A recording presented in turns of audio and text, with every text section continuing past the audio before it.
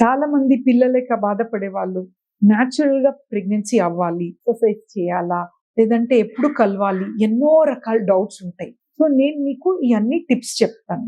Exercise of course at least ఒక 20 minutes alternate days walking చేయండి. ఏం gym okay, if you go it's good, but at least walking, బాడీలో movements అవుతా ఉంటాయండి, blood circulation బాగా అవుతుంది. మీరు గమనిస్తే all sports people natural fertility high chance అన్నమాట. That is important.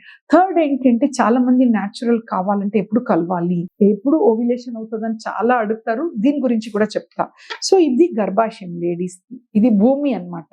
బేబీ అనేది 9 months ఈ భూమిలో పెరుగుతుంది. ఇది అండాశయం. ఈ అండాశయం నుంచి ఎవ్రీ మంత్ ఒక 12th or 14th డే విడుదలై ఈ ట్యూబ్స్ లో వెళ్తాయి. ఈ ట్యూబ్స్ లో వెళ్ళినప్పుడు హస్బెండ్ అండ్ వైఫ్ టుగెదర్ ఉంటే 40 million స్పర్మ్స్ ఈ వెజైనాలో డిపాజిట్ అవుతుంది. స్పర్మ్ అనేది 5 days ఉంటుంది లేడీస్ యూట్రస్ లో. సో ఇలా మెల్లగా వెళ్ళి ఈ ట్యూబ్స్ లో వెళ్ళి ఆ ఎగ్ లోపల వెళ్ళి బేబీ ఫామ్ అవుతుంది. అది ఓవ్యులేషన్ టైంలో ఫర్టిలైజేషన్ అవుతుంది.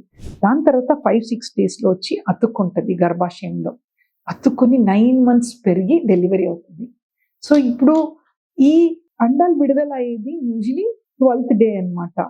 So husband and wife 8th to 18th day weekly twice natural గా ట్రై చేస్తే ఓవ్యులేషన్ టైంలో కలుస్తారు. స్పర్మ్స్ ఉంటే pregnancy chances high. But studies ఏం చెప్తుందంటే ఇవన్నీ పట్టించుకోకండి, ఫ్లోలో వీక్లీ ట్వైస్ న్యాచురల్ గా ట్రై చేసుకోండి. ఎందుకంటే ఇవన్నీ పట్టించుకుంటే స్ట్రెస్ వల్ల ఎగ్ విడుదల అవ్వదు, హస్బెండ్ స్పర్మ్ ఒక్కొక్కసారి ప్రాబ్లం అవుతుంది, ఇరెక్షన్ ప్రాబ్లం.